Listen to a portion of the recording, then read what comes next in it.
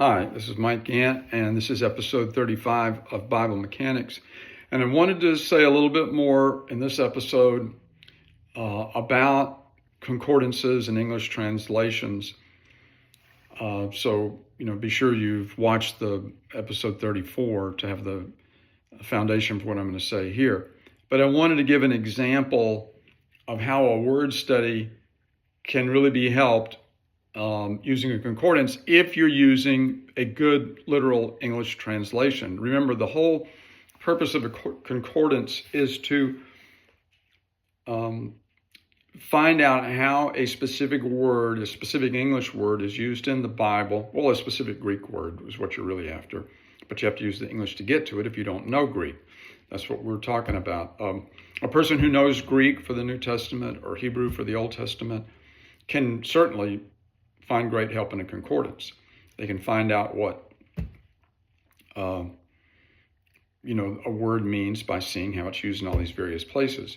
A person reading it in English can only do that if their English translation, or they can only do it effectively, if their English translation is literal.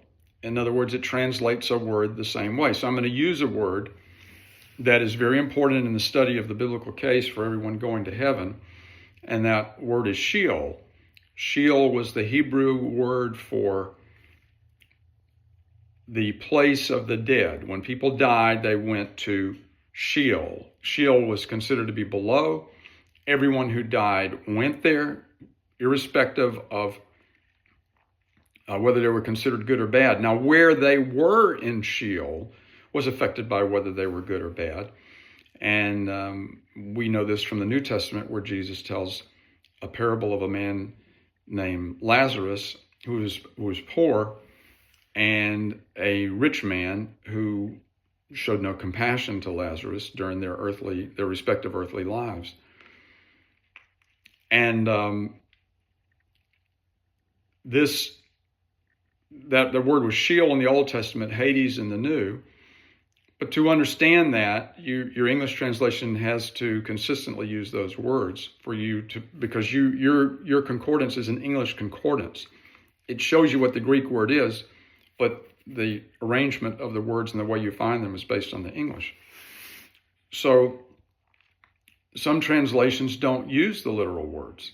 So, for example, I went through and I mentioned 6 English translations last time, which were all considered more literal. I could have chosen a lot that weren't, but in these 6, one of them is not literal. That's the Message. But the other ones are. And so I went through and checked the word Sheol. Now, for the NASB 1995, Sheol appears 65 times. For the English Standard Version, the ESV, it appears 63 times. The King James Version, it appears 0 times. And that's strange, because normally the King James Version is a very literal version.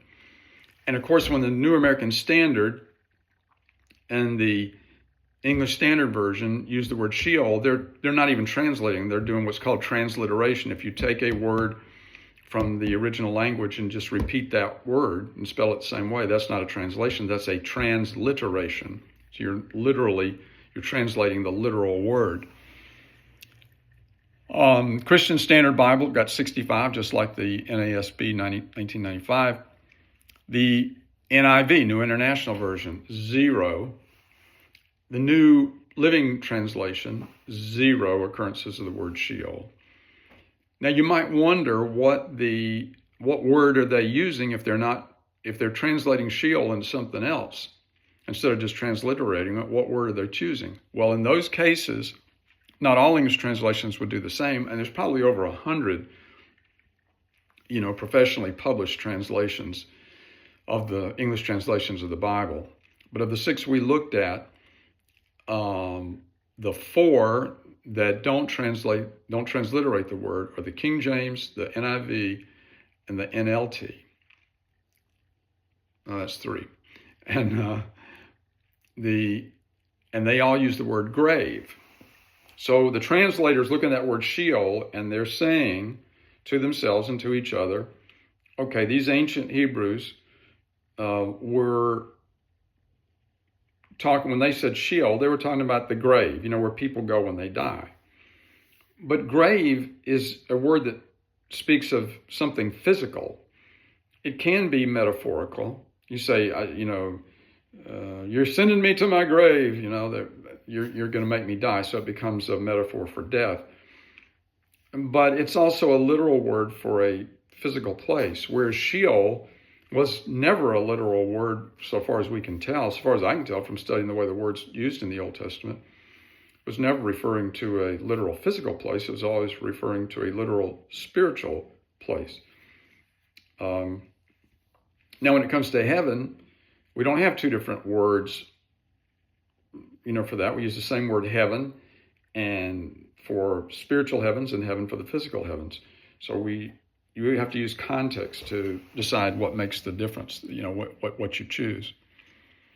So grave is the most common word used to translate that, but grave would not enable you to understand that in the ancient mind, and those are the minds that wrote and read the Bible in its original form, they didn't think that way. They didn't think in terms of Sheol. To them did not mean the physical grave. It meant the unseen place where the dead go. So if you translate that as grave, if you're using a concordance, you're English, you don't speak Hebrew, you're never going to find this out. But it's by going and studying those in a literal translation that you can see that in the Old Testament and in the New Testament, people always went down to this place called Sheol, although in the New Testament it's called Hades. And it really gets complicated there because some of the English translations, like the King James, they translate Hades as hell. Well, that's not the same thing. Hades was the place of the dead. Hell, at least in theology, is a place of eternal conscious torment. And hell, literally, is not in the Bible. I mean, it may be in the English Bible, in the King James Bible, but it actually referred to another place that was used metaphorically, and that was Gehenna, which was the valley right outside of the city of Jerusalem. And there were frequently fires there.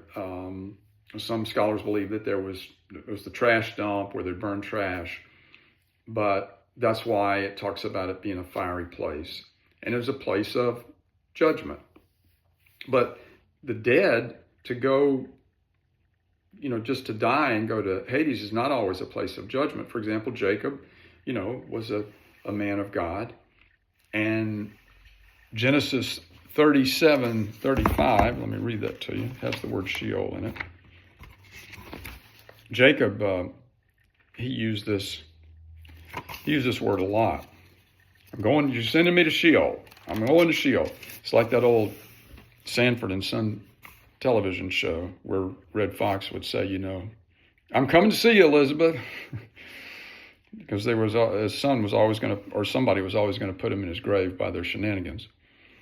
So 37:35 says, Then all his sons and all his daughters arose to comfort him. But he refused to be comforted, and he said, Surely I will go down to Sheol in mourning for my son. Now, if you're reading that in the King James or the Message, which is not a literal translation at all, or any of those others that use grave, you would hear, Surely I will go down to the grave in mourning for my son. And you would just think, okay, yeah, his body's going to be buried when he dies. But that's not the case. In fact, they usually buried people in caves. They didn't put them down. They put them, the dead were usually buried in caves. So I recognize it's probably hard to keep all those words. Well, it is hard to keep all those words straight. Sheol, Hades, hell, and keep them all sorted out. But the point I wanted to make to you with respect to the concordance is for an English concordance to help you, you need to use a literal Bible.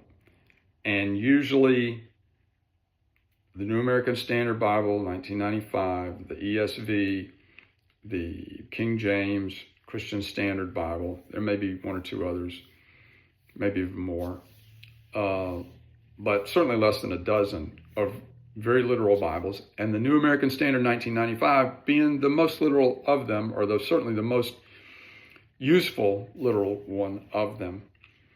And I love it dearly, and I really appreciate what the folks have done.